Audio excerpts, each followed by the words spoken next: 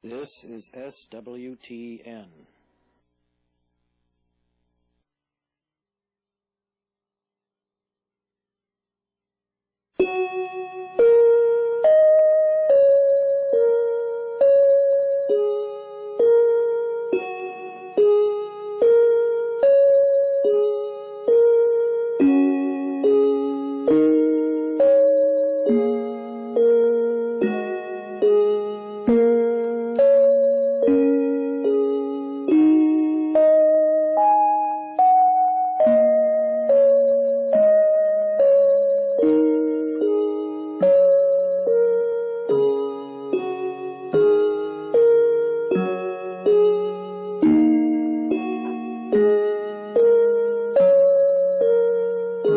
What do you want?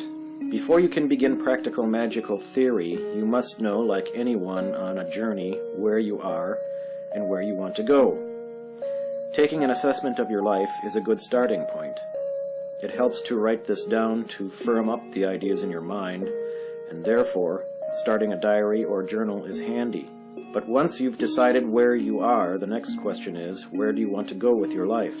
That is, what do you want? There are different kinds of wants. Wanting a certain pair of shoes or the latest electronic gadget is one kind of want. But that is superficial and reflects little on the actual momentum and purpose of your life. By what you want, it means, are you happy with your life now? And if not, why not? And where would you like to be? Nor can this be an idle wish. Wanting to be a famous pop star or president of the United States, and so on, if you have no intentions of making an effort to become that. The want must be something you can create in your life with your own skills and effort. Your next step will be to map out a plan as to how to get there from here. Listen to your inner voice, your higher self. Let it be the one to guide you. Then write down your answer. What do you want? You've taken your first step towards magic. We're going to talk about moon void of course. Now, moon void of course is an astrological time period which most people don't hear a lot about, but which I believe it's very important to know about and to keep track of. What happens is about every 2 to 2.5 days the moon changes sign. And what happens when the moon enters a new sign is it makes aspects to all the planets, and when it's done it rests before it changes to the next sign. The time period where the moon is resting is what's called the moon void of course. So moon void of course time periods occur every 2 to 3 days. They can last anywhere from a couple of minutes to a day and a half. And during a moon void of course, it's one of those time periods where things are just getting a little bit screwy. Very often during a moon void of course, people don't know what they want. It's one of those time periods where you can go to the restaurant and nobody knows what they want to order. If you ask your friends what movie they want to go to, you're probably going to hear, I don't know. Things just aren't connecting during a moon void of course. And I always use caution. Moon void of course is not a good time period to go shopping. It's one of those times when you buy the shoes that, despite putting them on 15 times, you never quite wear. It's when you buy the book that you don't read. It's when you buy the groceries that you get too busy to make and you end up throwing away. And I myself, when I was first learning about moon void of course and starting to be aware, I would almost defy it if I'd noticed that I'd done anything significant during a moon void of course. And I would say, I'm going to make this work, and inevitably it wouldn't. And in fact, trying to start something new during a moon void of course is a bad idea, because try as you might to make it work, it can be, I'd want to say, with disastrous results or very vague results. One example of moon void of course was the 2000 election, which took place not only election day was during a moon void of course, but it was also during a Mercury retrograde. And if you look back, you can realize how long it took to gain a resolution. Moon void of course, it's not a good time period to have a first date, to have a job interview, to sign contracts, to sign commitments. Again, usually something you do during a moon void of course, nothing comes of it. Now you may ask, how can I find out when a moon void of course is? Again, I would want to say consulting an astrological calendar would probably be your best idea. If you go onto the internet and you do a search on Moon Void, and that's VOID, of course, you will probably come up with about 10 to 12 websites that explain what it is and have Moon Void of Course tables. I carry a little chart around with me that I can consult just to be sure that I'm not doing something at an inappropriate or at a wrong astrological time. And though it takes a little bit of extra effort to stay on top of what a Moon Void of Course is, it can save you A, a lot of aggravation, B, a lot of, I'd want to say, wasted effort in starting things that don't blossom or come to fruition the way they should. C, it can save you a lot of money on objects or activities that won't come to anything for yourself. The more you become aware of a Moon Void of Course time, after time you can just almost pick up on the energy. You can go, okay, things are kind of spacey. For my part, I notice that my phone tends to ring less during a Moon Void of Course time, and when people make appointments during a Moon Void of Course, either they cancel the appointment, I have to change the time of the appointment, or they just very simply don't show up. Moon Void of Course, this doesn't mean that you should just sleep through the Moon Void of Course time periods, because then of course you wouldn't get anything done. The Moon Void of Course is very good for what I would want to call day-to-day activities. It's very good for laundry, getting your housework done, doing some meditation, kicking back, reading. It's just not one of those time periods when you should initiate new things or new projects. In fact, a lot of times if you do try to initiate something new during a Moon Void, of course, you'll probably find that it just ends up laying there, and it's something that you would need to be restarted or redone in the first place. So I would encourage you to investigate and to look into a Moon Void of Course. See how the Moon Void of Course energy operates for you. The second chakra is an amazing place to hang out. Located an inch below the navel, it is creative, energetic, sexy, and alive with passion. The color for the second chakra is orange, but I also use red because of its hot nature.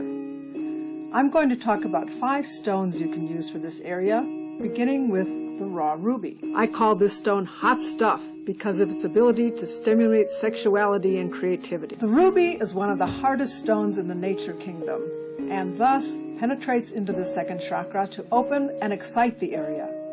The ruby encourages the state of bliss in your life, while at the same time promoting expansiveness and manifestation. It is a stone that will initiate action in whatever approach you desire, whether it's metaphysical, mental, or physical. It is said that the ruby can stimulate the dream state and connect you with esoteric information while you sleep. It also assists with the elimination of toxins from the body.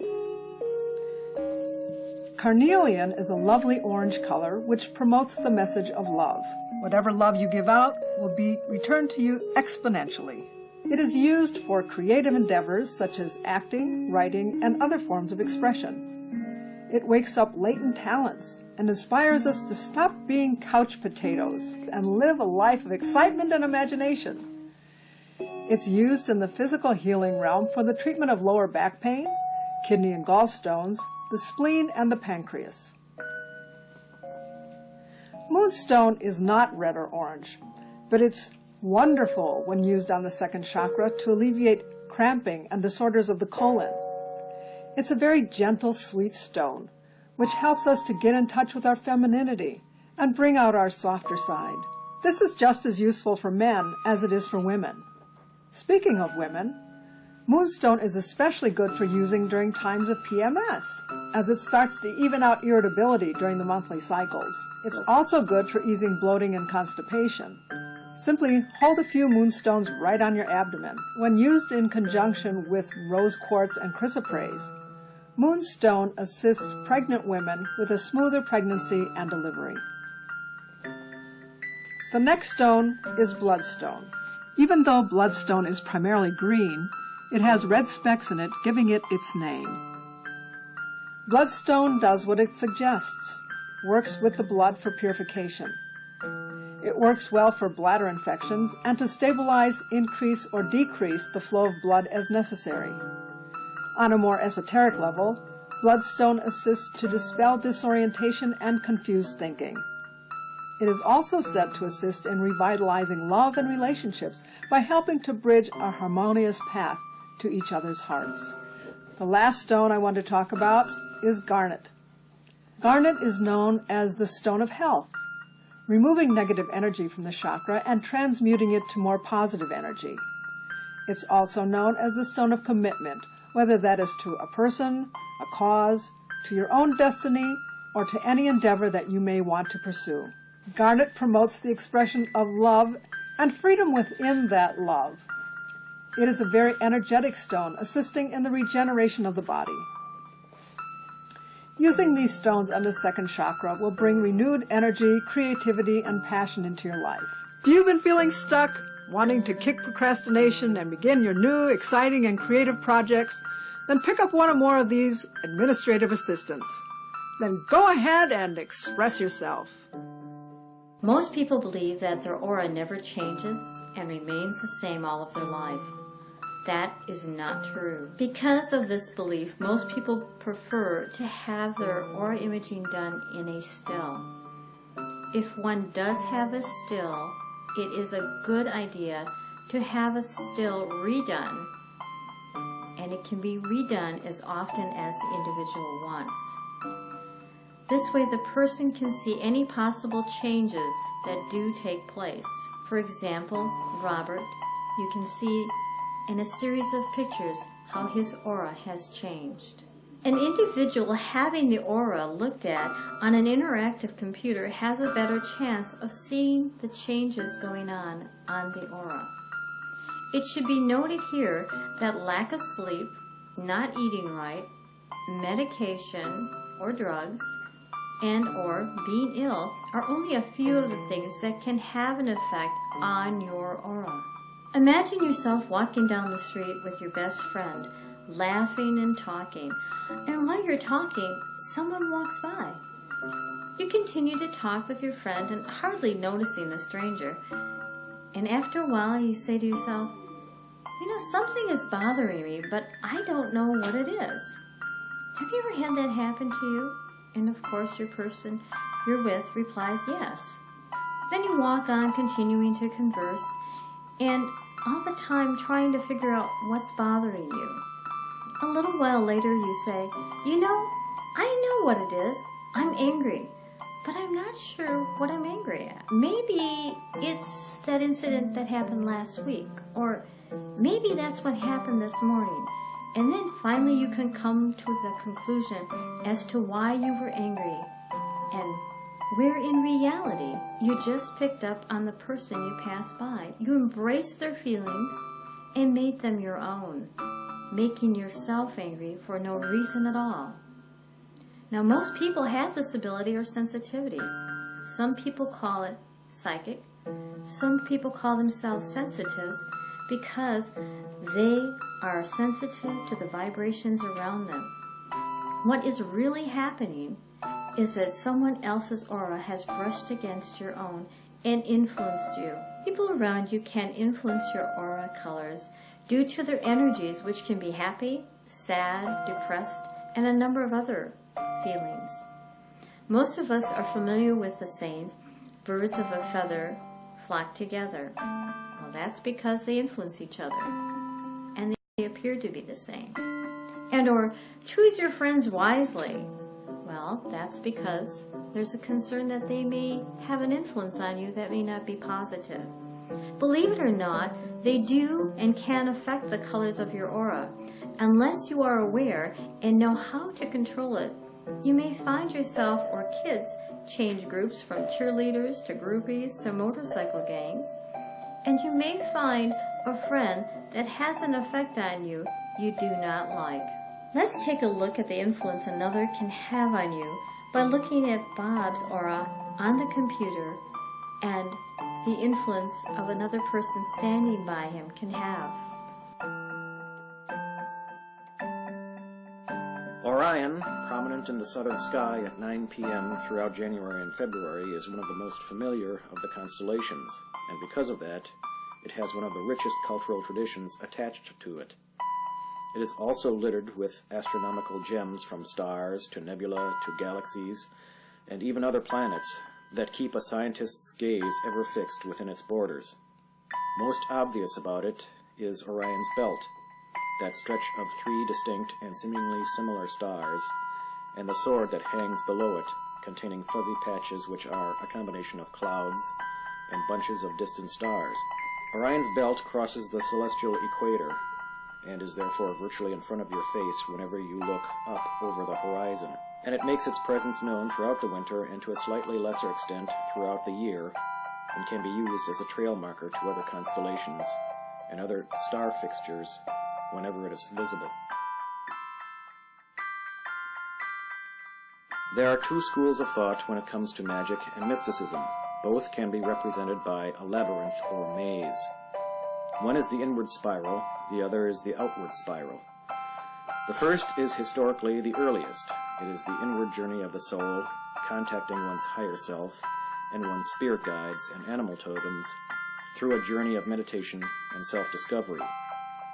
This is the path of the shaman, the first path of magic to appear, which carried the human species through its first million years when we were cave dwellers and hunters. It is the inward spiral. The second path is the outward spiral. This is the path brought by agriculture and civilization. This is the path of priesthood, of writing, of books, and schools of thought and philosophy, the magic of numbers and of calculations of the movements of stars. It is the path of outward expression. Both are part of the Western tradition.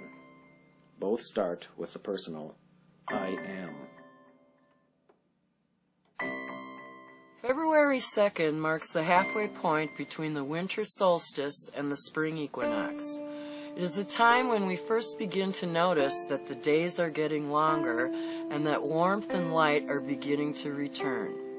It's the time when the old winter crone transforms into the fresh young spring maiden. The darkness of winter gives way to increasing light. Hence, hibernating animals such as badgers and groundhogs are roused out of their deep slumber. Traditionally, it was a time to do weather divination, and groundhogs, representing the spirits of the earth, were consulted. The old folk verse says, "If Candlemas Day be fair and bright, winter will take another flight. If Candlemas Day be cloud and rain, winter's gone and won't come again." The month of February got its name from Februum, which means purification or cleansing in Latin. It is a time of fasting to cleanse the body and making sacrifices to invoke the spirit. Since this is the time that people usually ran out of their winter food, it probably made sense to ritualize this time of fasting and make it a sacred time. It is also healthy for the body to be flushed out occasionally, as we will need more energy for the upcoming spring. For the ancient Celts, this holiday honored the goddess Brigid, or Bride, pronounced Breed, goddess of the hearth, of fire, and inspiration, triple goddess of poetry, smithcraft, and healing. Her fire shrine at Kildare was originally tended by 9 priestesses, daughters of the flame they were called, similar to the Vestal Virgins who kept the eternal flame of Rome going. Later, after the Christian takeover, she became Saint Bridget, and her shrine was tended by Catholic sisters. Bridget's flame was finally extinguished in 1220 Common Era at the decree of a bishop who declared it to be pagan. Bridget was also associated with wells, since the goddess often dwells near water, such as grottos and springs. When Bride dips her finger into the waters of the holy wells, they receive healing powers. Whenever you see a well as a yard ornament, think of the goddess Bridget. The making of crosses of straw, or Bridget's crosses, is connected with the preparation of the seed grain for growing in the spring. In Scotland, the women would dress a sheaf of oats like a woman and lay the doll in a basket called a bride's bed with a phallic wand nearby. They would leave candles burning by the bed all night, inviting the fertilizing aspect of the god to come and impregnate her, bringing bounty for the growing year. The Celtic word for this holiday is Imbolc, which means in the belly by some sources or ewe's milk by others. This refers to the quickening in the womb of the young lord, meaning spring is just around the corner. The young lord in the belly was encouraged to come out by the lighting of candles through a sort of sympathetic magic to bring fruitfulness to the land. Sunlight hidden in the volatile oils of the beeswax candles made by the industry of the bees helps bring the power of the sun back to the land. Candlemas is also a milk Sabbath since the ewes start lactating at this time, and a traditional drink for this time of year is milk with honey. It is also time for banishing winter from the home by removing every bit of Yuletide decorations. Holly, wreaths, pine, everything representing winter had to be put away or ritually destroyed. It's a holiday of hope and light because now we know that winter is almost over and spring is on its way. Speaking of lusty spring holidays, the origins of Valentine's Day should be explained here. The Romans started this festival and called it Lupercalia, and it took place in mid-February when the birds started mating. Remember to look up in the trees around mid-February. Thus it became a holiday of love, mating, and fertility. The priests of Pan, then called the Luperci, ran through the streets naked except for a goatskin girdle covered with soot and wearing a large cloak. They would then capture a young woman, holding her within the cloak and getting soot on her to bestow fertility.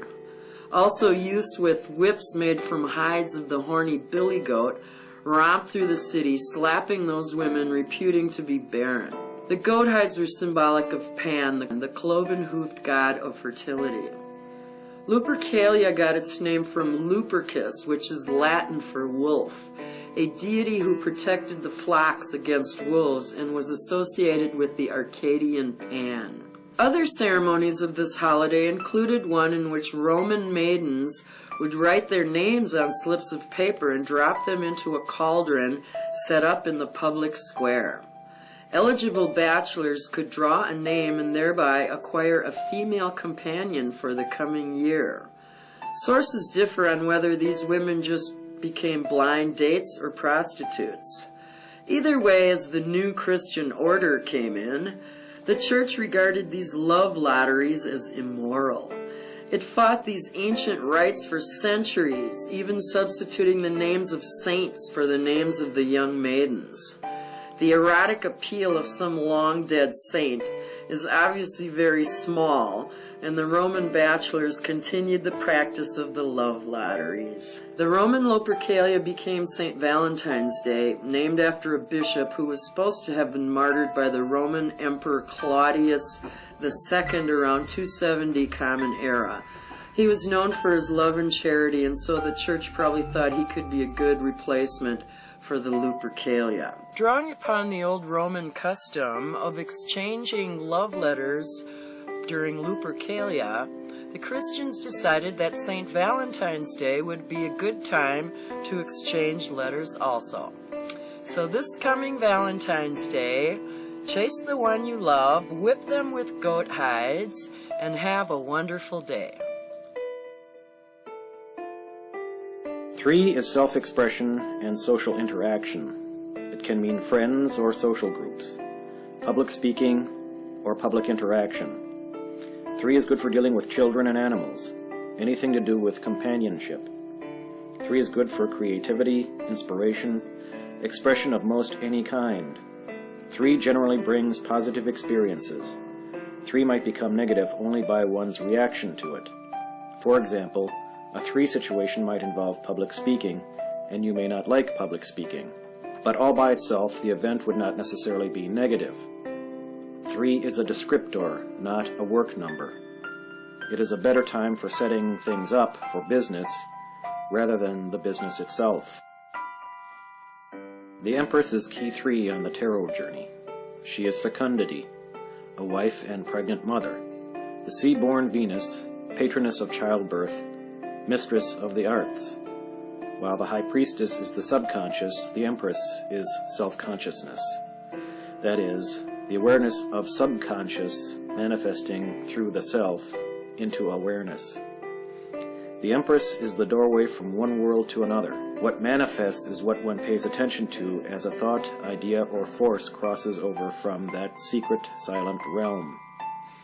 Therefore, by fixing one's attention on poverty and weakness, these traits will be manifest, whereas focusing on abundance will manifest abundance.